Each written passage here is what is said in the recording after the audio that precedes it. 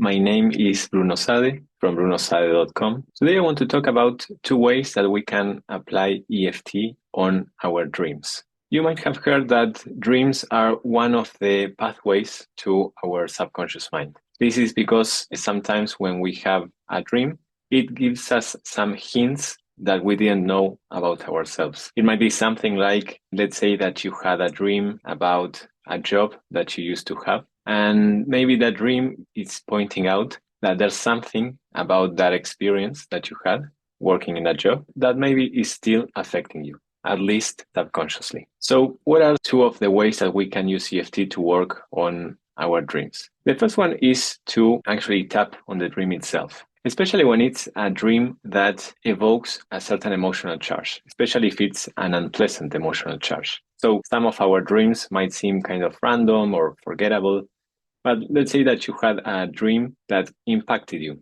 in some way. So then you can actually tap on the dream itself. So basically noticing how you feel now when thinking about that dream.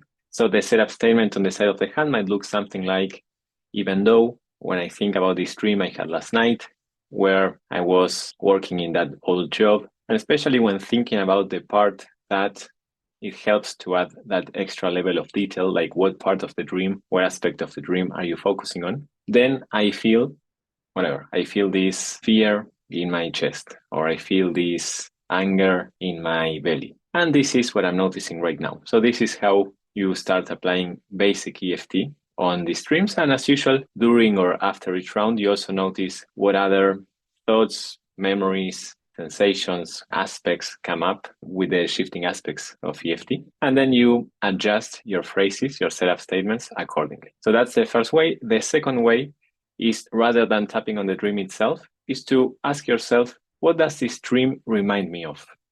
Right? So it might remind you of a memory or more than one memory from your past. So using the example of a dream I had of my old job, maybe there are some emotionally charged memories from that time period that I might want to work on with EFT. Or it could even be a future anticipated event that maybe I'm worried about or dreading or something like that. So we can also come up with future events. Like maybe, let's say that you have an upcoming exam or surgery or something like that, and you have a dream about that. You can also come up with a future event. And as usual, ask yourself, what feeling or sensation or emotion do I have now when thinking about it?